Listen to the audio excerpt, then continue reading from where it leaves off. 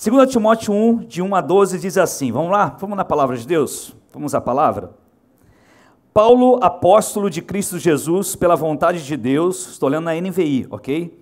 Segundo a promessa da vida que está em Cristo Jesus, a Timóteo, meu amado filho, graça, misericórdia e paz da parte de Deus Pai e de Cristo Jesus, nosso Senhor.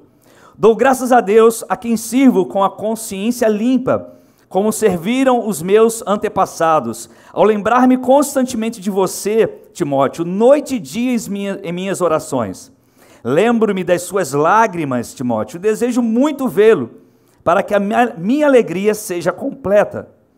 Recordo-me da sua fé não fingida, que primeiro habitou em sua avó Lóide e em sua mãe Eunice, e estou convencido de que também habita em você. Por essa razão, torno a lembrá-lo de que mantenha viva a chama do dom de Deus, que está em você mediante a imposição das minhas mãos. Pois Deus não nos deu o espírito de covardia, mas de poder, de amor e de equilíbrio. Portanto, não se envergonhe de testemunhar do Senhor, nem de mim, que sou prisioneiro dele, mas suporte comigo os meus sofrimentos pelo Evangelho, segundo o poder de Deus, que nos salvou e nos chamou com uma santa vocação, não em virtude das nossas obras, mas por causa da sua própria determinação e graça. Essa graça nos foi dada em Cristo Jesus desde os tempos eternos, sendo agora revelada pela manifestação de nosso Salvador, Cristo Jesus. Ele tornou inoperante a morte e trouxe à luz a vida e a imortalidade por meio do Evangelho. Desse Evangelho fui constituído pregador, apóstolo e mestre. Por essa causa, Timóteo, também sofro, mas não me envergonho, porque sei em quem tenho crido, e estou bem certo de que Ele é poderoso para guardar o que lhe confiei até aquele dia. Amém. Glória a Deus. Pai, em nome de Jesus, ministra os nossos corações esta noite, que saiamos daqui edificados, ó Pai, como foi aquele momento das 4 horas até as 18 horas, seja mesmo fluir aqui, a mesma unção, porque Tu és o mesmo Deus, e o Senhor fala mais uma vez aos nossos corações. Podemos ler a Tua palavra várias vezes o mesmo texto, mas o Senhor sempre tem algo novo para nós. Ó Deus, revela aquilo que precisa ser revelado aos nossos corações, que se houver alguém aqui, que essa chama está se apagando, que comece hoje uma revolução no seu coração, no seu espírito, que comece hoje essa chama a se reacender em seus corações, para a glória do Teu nome, para que Teu nome seja exaltado sempre. Ó Deus, fala agora, Espírito Santo, segundo a Tua palavra, não segundo a nenhuma pessoa aqui, mas segundo a Tua palavra. Tu és fiel, por isso toda honra, toda glória, toda adoração pertence somente ao Senhor e a mais ninguém. Que todos saiam daqui edificados pela Tua palavra e não por A, por B, por nome de igreja, nada disso, Senhor. Nós queremos que a Tua palavra seja agora aquilo que vai alimentar cada um de nós e vamos reacender essa chama para a glória do Senhor. Amém. Se você quer, dê um aplauso a Jesus bem forte, querido. Amém, glória a Deus. Irmãos, eu confesso a vocês que não é fácil ministrar 2 cultos. Parece fácil, mas não é. É bem complexo isso, né? Não estava acostumado, é a segunda vez. Foi tão pesada a primeira que eu fui parar no médico no outro dia por causa disso. Não sei se por isso, mas eu fiquei bem quebrado aqui, entre aspas, né? Porque não é só a questão física, mas existe a questão espiritual também, a batalha que todos nós sentimos, né? Essa guerra que a gente não consegue ver com os nossos olhos físicos, mas nossos olhos espirituais conseguem perceber e nossos ouvidos também espirituais conseguem ouvir o que está acontecendo. Mas vamos lá. Eu quero conversar com você sobre esse texto, que é um texto muito rico na palavra de Deus. E eu quero iniciar essa palavra hoje, porque nós vamos dar continuidade a ela. Hoje é a primeira parte que nós vamos ministrar. Então eu quero tratar com você sobre o que Paulo está falando aqui a Timóteo. É muito interessante. Essa carta, alguns teólogos afirmam que essa carta foi a última carta escrita por Paulo. Então Paulo escolheu, talvez ele não tenha escolhido, mas talvez tenha acontecido dessa forma, se foi isso que aconteceu, se foi a última carta, foi justamente para o seu filho na fé, para seu amado filho, que ele escreve essa última carta. E a carta é interessante porque hoje, se você quer mandar uma mensagem para alguém, eu chego para você aqui, eu mando um oi, vai chegar para você agora. Mas uma carta como essa, levava meses para chegar. Talvez quando Timóteo recebeu essa carta, Paulo já estaria até morto, porque ele já estaria morto, segundo alguns teólogos, já nesse período. Seria morto, a tradição diz que ele foi decapitado. E o que aconteceu? É muito interessante a gente entender o porquê Paulo está escrevendo a Timóteo. E por que Paulo fala com ele: Timóteo, você precisa manter viva essa chama dentro de você. Primeiro vamos entender o seguinte: a cidade de Éfeso era o contexto dessa história, ou seja, a cidade de Éfeso era onde Timóteo estava pastoreando uma igreja. Eu já fui lá na cidade de Éfeso, fui conhecer, lá estudar na cidade de Éfeso, fomos o pastor Lúcio, fomos o pastor Rodrigo, Eliana também, com a gente e outros pastores, nós fizemos um curso, Israel, e depois fomos às 7 igrejas da Ásia, né? Conhecer as 7 igrejas, uma das igrejas, ou seja, as cidades, né? E fomos conhecer a cidade de Éfeso, e vimos ali algumas coisas muito características, e nós estudamos, nos aprofundamos, para saber exatamente o que acontecia naquela época. Eu fui mergulhar mais nesse texto, essa semana eu li esse texto várias vezes, porque Deus ficou falando no meu coração sobre essa chama em nós, né? Por que essa chama está se apagando? O que está acontecendo conosco? E aí, essa cidade, deixa eu falar para você como era nos tempos bíblicos. Essa cidade era uma das mais importantes cidades romanas. Depois de Roma, era Éfeso. Ela tinha cerca de 300 mil habitantes.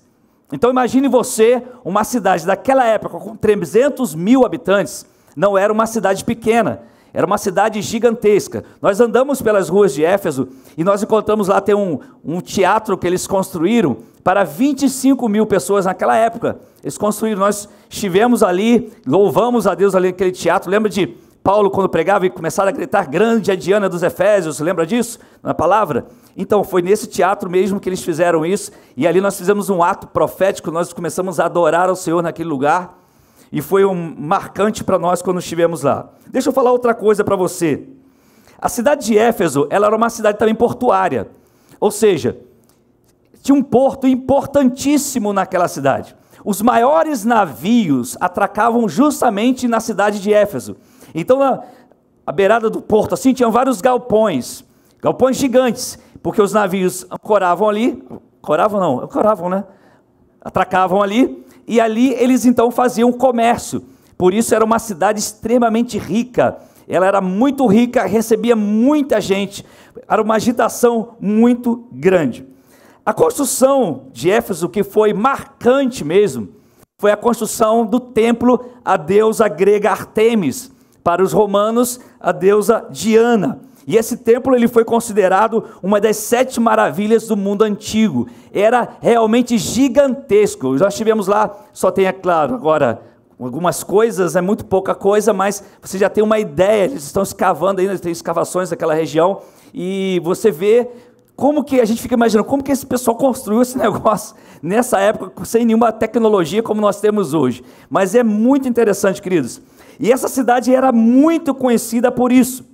Mas o sucesso econômico de Éfeso não estava somente ligado à questão do porto, dessa economia, mas principalmente a atividades religiosas. Era uma cidade muito religiosa.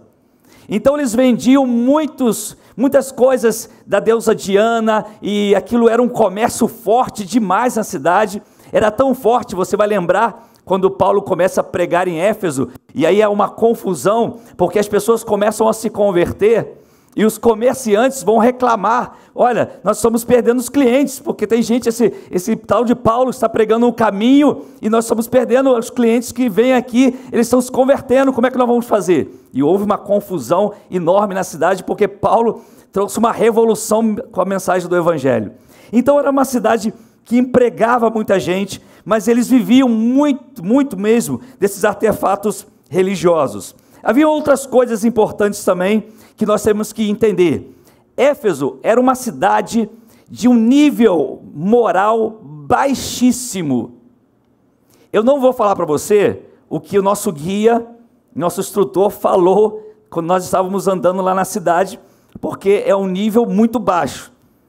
Mas se você pensa que o Carnaval do Rio de Janeiro é escandaloso, é fichinha para Éfeso. É fichinha para Éfeso. Porque era extremamente imoral a cidade, extremamente promíscua. Então quando você vê, nós estamos vendo, Paulo escrevendo a Timóteo, um jovem pastor, pastoreando uma igreja na cidade de Éfeso, não era uma coisa tão simples quanto parece. Não parece que ele estava lá, mil maravilhas, uma cidade riquíssima e aproveitando, nada disso. Existia uma batalha em todos os níveis que você possa imaginar. Eles lá, por exemplo, eles marcavam a frente da casa quando existia um cristão, nós passamos lá e vimos, então tinha algumas pedras que você passava e tinha aquela marquinha do peixe, né? Então quando você encontra aquela marquinha do peixe numa pedra, é porque naquela casa ali vivia um cristão, então eles tinham um código entre eles, devido à perseguição, existia esse código. Então é muito interessante quando Paulo vai conversar com Timóteo, diante daquilo que ele estava passando. Quando você olha a segunda carta de Paulo a Timóteo, você começa a perceber, nos passa a impressão, na verdade, que Timóteo estava passando por muitas lutas, tanto internas como externas.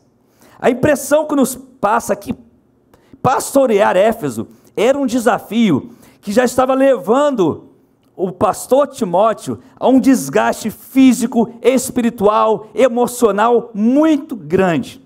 É só você começar a ler a carta de Paulo, o texto que nós lemos ali, e o que ele vai falando, e qual é a impressão que nos dá.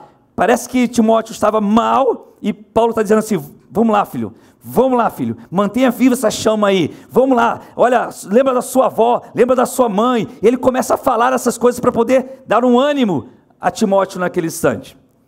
Isso vem revelar, queridos, uma coisa importante para nós. Nós, servos de Jesus, também nos cansamos, também ficamos desgastados.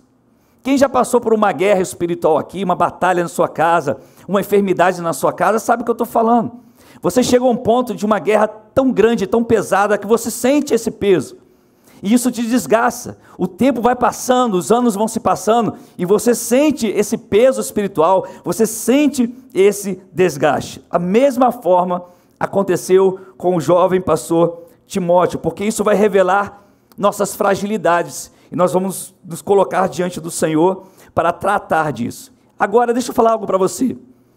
O que aconteceu nesse texto que fez com que Deus usasse Paulo para falar com Timóteo? Como que ele começa a tratar de Timóteo? A primeira coisa, para manter viva a chama do dom do Espírito Santo em nosso coração, a primeira coisa a tratar é a nossa identidade. Você quer ver uma coisa? Se você for na primeira carta do apóstolo Paulo a Timóteo, você vai encontrar lá uma frase, como que Paulo se dirigiu a Timóteo na primeira carta de Paulo, capítulo 1, versículo 2. Quem pode me ajudar aí? Dá uma olhadinha aí na sua Bíblia rapidinho. O que está escrito aí? Como que ele fala com Timóteo? Como que ele qualifica Timóteo? Não, na primeira carta. Verdadeiro filho na fé. Na primeira carta, ele escreve assim, Timóteo, meu verdadeiro filho na fé. Na segunda carta, ele vai escrever a Timóteo, ele vai dizer assim, meu amado filho. Meu amado filho. O que Paulo fez questão de deixar claro ali naquele instante? Que ele identificava e definia seu discípulo. E parecia ser assim uma forma proposital, o fato de Paulo querer relembrar a Timóteo a sua identidade. Você sabe que Deus, o que aconteceu? Quando Jesus foi batizado, vamos lembrar do fato lá, Jesus foi batizado e ouviu-se uma voz do céu que dizia, este é meu filho amado, em quem tenho muito prazer. Quem estava falando ali? Deus. Todo mundo ouviu, mas não ouviu de ninguém, mas ouviram a voz que dizia, este é meu filho amado, em quem tenho muito prazer. Jesus sai daquele batismo e é levado para onde? Para o deserto, para ser tentado. E ele passa 40 dias ali no deserto sendo tentado. Ele venceu todas as tentações, amém? Todas elas. Por quê? Porque Deus deixou claro para ele qual era a sua identidade. Você é meu filho amado, em quem eu tenho muito prazer. Quando você recebe esse tipo de palavra, você está preparado para enfrentar as lutas que virão sobre a tua vida. Quando você não tem crise na sua identidade, você certamente vencerá as batalhas, porque elas virão. E a nossa identidade é de suma importância na nossa relação com este mundo. Quando nós temos crises em nossa identidade, ou quando não temos crises na nossa identidade, nós conseguimos vencer as tentações do inimigo, nós conseguimos viver plenamente supridos, não somos pegos de surpresa, mesmo diante das lutas, das batalhas, elas vêm contra nós, é uma enfermidade que parece um desemprego que surge, uma situação ou outra, mas eu estou com a minha identidade certa em Cristo, eu sei quem eu sou em Cristo. E aí Paulo, ele fez questão de falar isso para Timóteo, foi a primeira coisa que ele tratou com Timóteo. Por vezes, nós temos problemas em nossos relacionamentos, justamente porque nós carregamos traumas em nossos relacionamentos, principalmente de pai para com filho, ou dos pais para com os filhos. Geralmente, casa onde houve rejeição, onde houve agressão, onde houve abusos, certamente isso leva uma pessoa a ter um comportamento que está sempre duvidando das coisas, desconfiando de tudo, incrédulo das coisas, às vezes vive debaixo de inveja, às vezes vive debaixo até de agressividade, uma pessoa muito agressiva. Por quê? Porque ela carrega dentro de si alguns traumas. Se a sua identidade não for ajustada segundo a palavra de Deus, certamente essa pessoa vai sofrer com isso. Agora, olha só na sua Bíblia, como que Deus, ele faz questão de deixar claro em sua palavra qual é a nossa identidade. Abra sua Bíblia em João capítulo 1, versículo 12. Vamos lá, João 1, 12.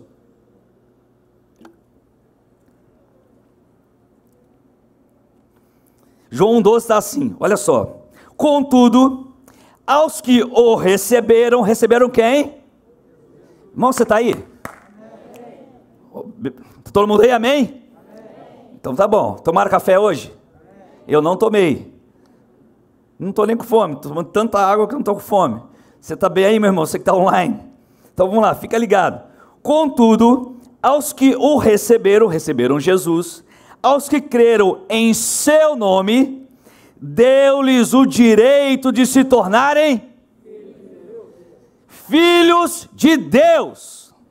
Então o que nós somos em Cristo? Não, acho que eu não ouvi. O que nós somos em Cristo? Filhos de Deus, amém? Então qual é a sua identidade em Cristo? Filho de Deus, filha de Deus.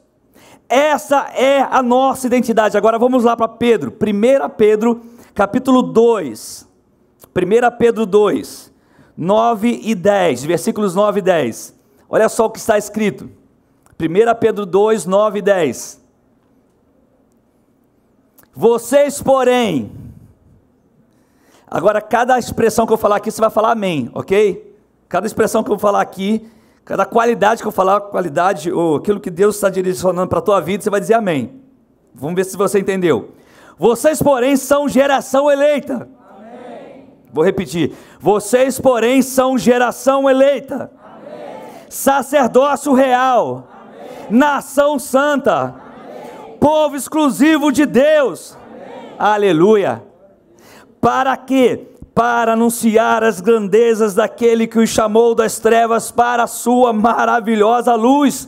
Antes vocês nem sequer eram povo, olha o que o texto está dizendo, que nós não éramos nada, mas agora vocês são povo de Deus.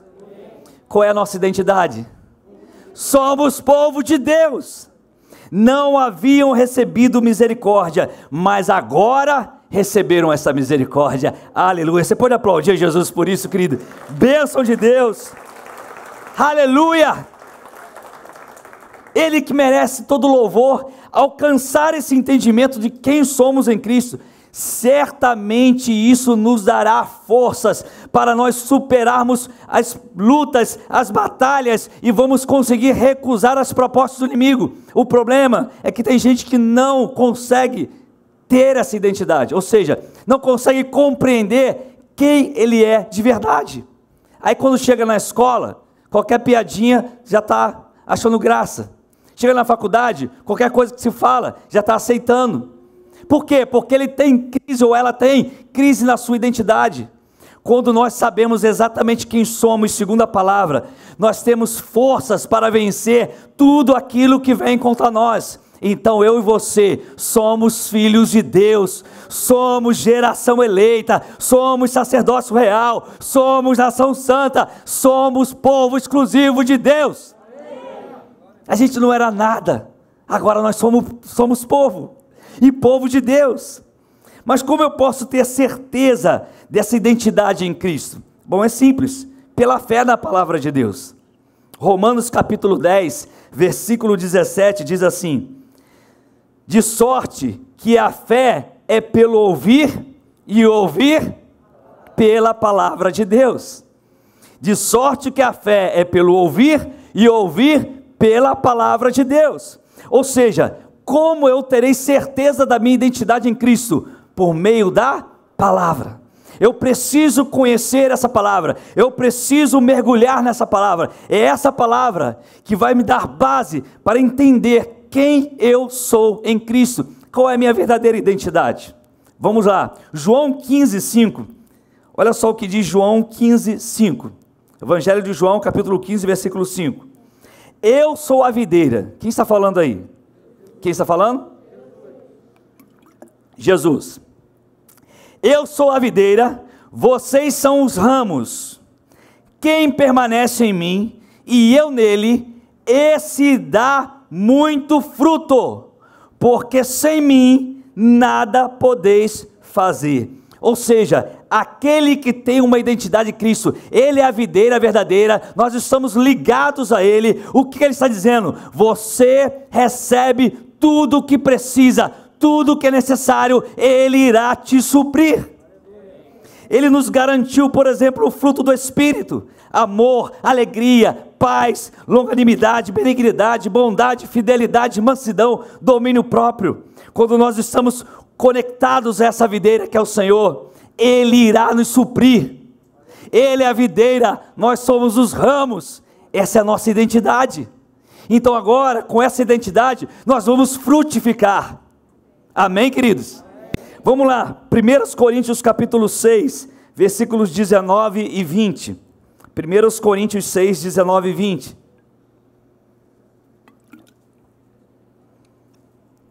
Ou não sabeis que o vosso corpo é o templo do Espírito Santo que está em vós, proveniente de Deus, e que não sois de vós mesmos?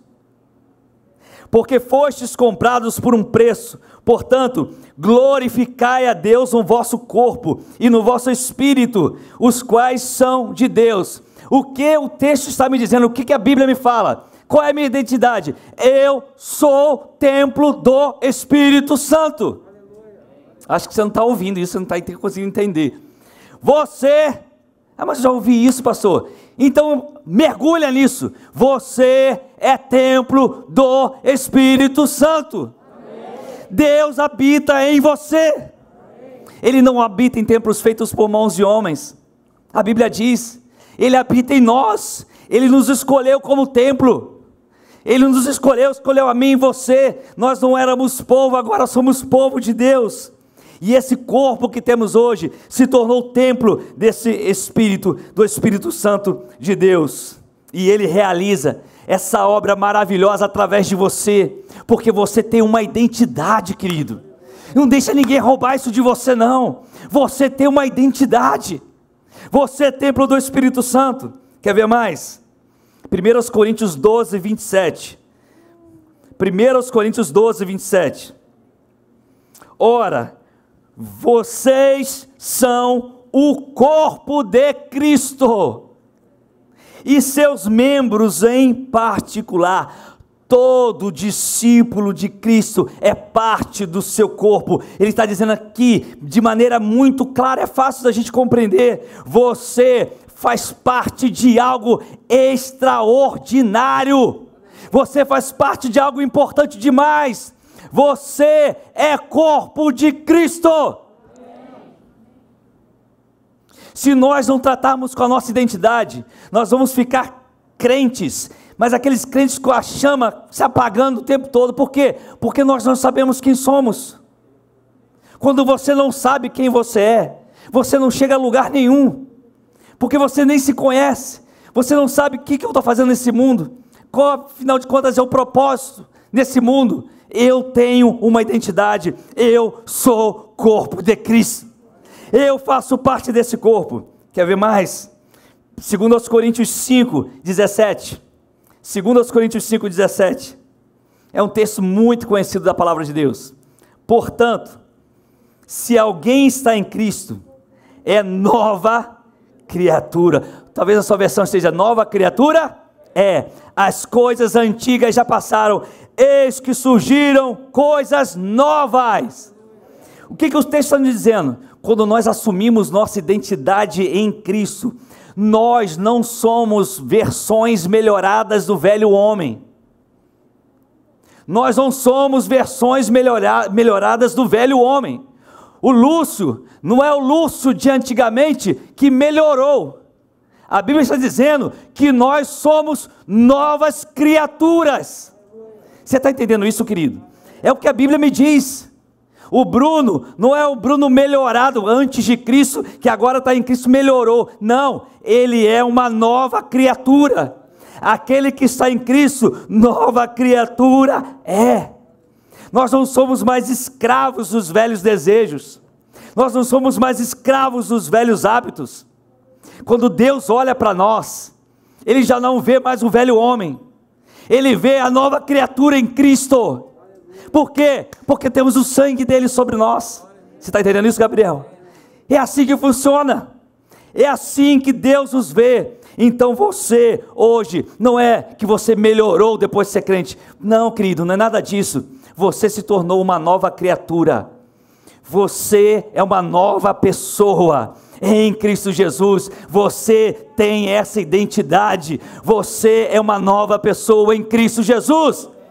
Você não melhorou, você é uma nova pessoa. Gálatas capítulo 2, versículo 20.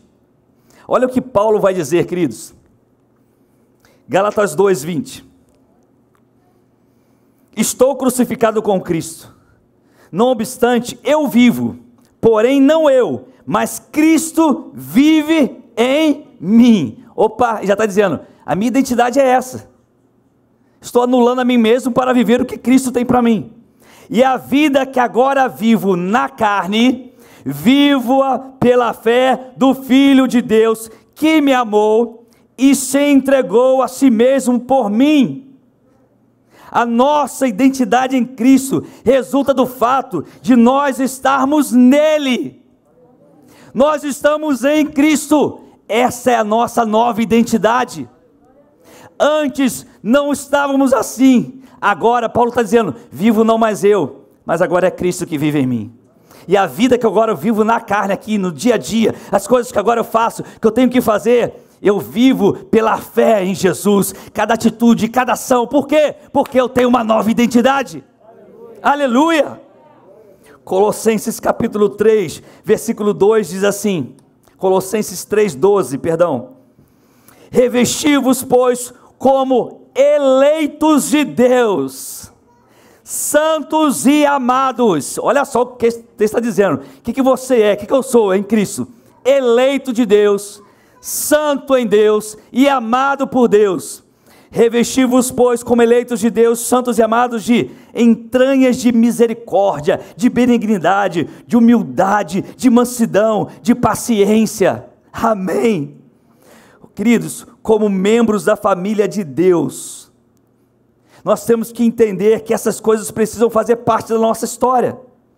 Nós temos a oportunidade de dar às outras pessoas um vislumbre da misericórdia de Deus. do caráter de Cristo. Nós vamos fazer exatamente o que Cristo fez? Não, nós não vamos acertar em tudo, nós vamos errar. Mas nós podemos dar um vislumbre do caráter de Deus, um vislumbre da misericórdia de Deus. Como, pastor? Quando eu estiver vivendo debaixo de misericórdia, de longanimidade, de benignidade, de amor, de fé, de mansidão, então eu estou revelando qual é a minha identidade. Nós somos embaixadores do Rei, nós somos representantes de Cristo nessa terra, e se humildemente nós apontarmos para Cristo como aquele que possibilita tudo isso em nossa vida, nós vamos poder ajudar outras pessoas que se encontram hoje com um problema de identidade muito sério, e eles não sabem vencer algumas coisas. Por quê? Porque eles se perderam em sua identidade. Porque Paulo fala para Timóteo, meu amado filho?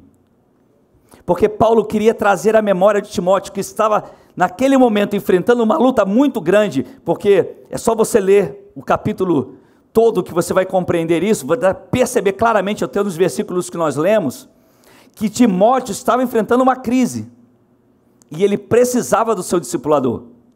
E naquela hora, talvez Paulo não estivesse nem mais vivo, quando ele leu aquela carta, e ele ouviu, a primeira coisa que ele ouviu, meu amado filho. Por mais que você enfrente qualquer guerra que você possa enfrentar na sua vida, qualquer dúvida que pare a sua mente, toda luta que você enfrente, entenda uma coisa, você tem uma identidade em Cristo, você é amado por Deus, Deus ama você, Deus elegeu você, Deus te tornou povo. O texto falou, vocês não eram nada, o texto estava dizendo, lembra que o texto nós lemos, vocês nem sequer eram povo, agora vocês são povo de Deus. O nosso problema é que às vezes a gente não sabe exatamente quem nós somos, aí quando vem uma tentação, a gente fica na dúvida, será que eu sou crente, não sou? E aí quando vem uma provação, eu não sei exatamente, será que Deus está comigo? Será que Deus está tratando de tudo isso? Porque a gente começa a ver aquelas dúvidas todas, e se nós não tratarmos dessa questão da identidade, nós não vamos conseguir manter viva a chama que está dentro de nós. Nós somos a igreja de Cristo, nós somos filhos de Deus, nós somos eleitos de Deus, nós não somos mais escravos de medo, nós podemos sentir medo, nós podemos sentir dor, nós podemos sentir tristeza, nós podemos sentir angústias, mas nós não somos mais escravos dessas coisas. Por quê? Porque nós temos uma identidade em Cristo Jesus. Essa identidade foi comprada na cruz do Calvário e é de graça para nós. Ele pagou o alto preço, Ele nos deu essa identidade. Você é filho de Deus, você é filha de Deus em Cristo. Você está entendendo isso, querido? Por que que Timóteo estava ali, a chama do seu coração estava se apagando? Porque certamente ele estava enfrentando lutas. Aí Paulo começa a trabalhar, olha filhão, você é meu amado filho, olha, lembra da sua fé não fingida, ou seja, eu lembro que você nunca foi hipócrita, você sempre teve uma fé firme, lembra da sua avó, da sua mãe, o que elas te ensinaram, lembra do dom que você recebeu através da imposição de mãos. E ele começou a tratar isso com Timóteo, porque Timóteo estava ali precisando ouvir, porque ele talvez estivesse em crise na sua identidade, porque para manter viva essa chama dentro de nós, se nós não tratarmos da questão da nossa identidade, nós não vamos conseguir superar essas lutas, nós vamos nos entregar. Então eu pergunto a você, quem você é? Se alguém perguntasse agora você, quem você é? Ah, eu sou o Wagner. Não, não é isso que eu estou perguntando. Quem você é em Cristo? Você tem alguma dúvida a respeito disso? Você tem alguma dúvida de que você é lavado pelo sangue do Cordeiro? Você tem alguma dúvida que você é filho de Deus? Você tem alguma dúvida que você vai morar com Ele eternamente? Você tem alguma dúvida que você agora é povo de Deus? Você tem alguma dúvida que você é geração eleita, nação santa, povo de propriedade exclusiva de Deus? Você tem alguma dúvida? Porque se você tiver essa dúvida, certamente você não vai conseguir superar os obstáculos que vêm contra você, porque virão. Olha que coisa interessante, antes a igreja Nós trabalhávamos para as pessoas virem para a igreja, não é assim? Agora a gente está trabalhando para as pessoas ficarem em casa, para ter cuidados. Antes a campanha era cheia, na igreja cheia, que não sei o que. Agora a campanha é cada um no seu lugar. As coisas começaram a se inverter. E sabe o que eu estou percebendo? É muita gente que está apagando essa chama. Está perdendo a sua identidade. E não é porque eu falo pela igreja local aqui, porque eu sou pastor dessa igreja. Mas não somos os únicos. Eu conheço vários. Estou conversando com vários pastores, vários líderes, e a situação é a mesma. A pandemia apagou a chama de muita gente. Assim como Timóteo, porque veio uma provação grande demais. Você sente medo, você sente lutas, as batalhas, a crise financeira, uma série de coisas. E aí a chama de algumas pessoas começaram a se apagar. Primeira coisa para você restaurar isso na tua vida é: saiba quem você é. Você é filho de Deus. Deus não esqueceu da gente, querido. Meu Deus, uma pandemia, nós vamos morrer, essa coisa toda. Querido, você acha que Deus esqueceu de nós? Não. Se Ele quiser nos levar, amém, vamos para o céu. Se não quiser, nós vamos continuar aqui nessa terra cumprindo o propósito. E pronto. Mas eu não posso perder a minha identidade. Eu não posso negociar a minha identidade. Quem negocia a sua identidade não sabe quem é em Cristo. Mas quem sabe quem é em Cristo não negocia nada nesse mundo, porque ele sabe: eu sou de Deus, eu sou filho de Deus, eu sou filho de Deus, eu sou filha de Deus, eu sou povo de Deus, eu sou corpo de Cristo. Aleluia, amém. Quem você é, querido? Quem você é? Queria orar por você agora em nome de Jesus. Pai, Tu és fiel, Senhor. Tu és fiel. Senhor, talvez existam pessoas que estão aqui ao vivo, talvez ali online agora assistindo ao vivo. Alguns estão aqui de forma presencial, outros online, que estão enfrentando crises na sua identidade, eles estão confusos. Quem eles são? Quem somos nós? Senhor, as lutas, as batalhas, as guerras que têm vindo contra nós, estão tentando lançar dúvidas em nosso coração, mas que a partir desse momento, Senhor, essa chama comece a se reacender dentro de nós, entendendo primeiro quem somos. Nós não somos uma pessoa melhorada depois de Cristo, nós somos novas criaturas, nós somos novas pessoas.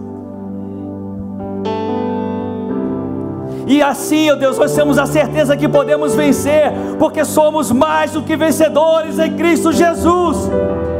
A nossa identidade é de mais do que vencedores. Senhor, alguns aqui que não estão compreendendo o que está acontecendo nesse momento, mas o Senhor está tratando com o nosso coração, assim como o Senhor usou Paulo para ministrar o coração de Timóteo, um verdadeiro filho na fé, um amado filho. Agora, Senhor, ministra o nosso coração, fala ao nosso coração. Se alguém aqui está com a chama se apagando, Senhor, se alguém está online ali e está se apagando, já não liga mais, já não ora mais, já não lê Bíblia mais,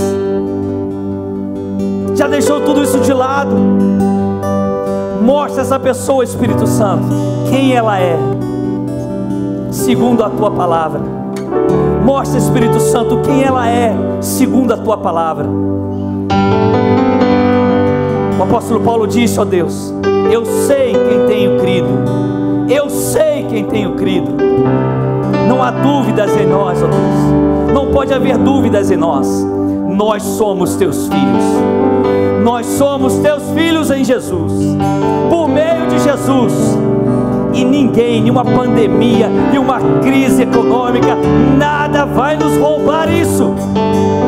nenhuma enfermidade, nada vai nos roubar a nossa identidade. Nós sabemos quem somos em Cristo Jesus. Aleluia, aleluia. Em nome de Jesus, vamos louvá-lo. Fique de pé, querido. Vamos adorar ao Senhor. Vamos dizer quem nós somos. Quem nós somos. Fique de pé e vamos adorá-lo. Aleluia.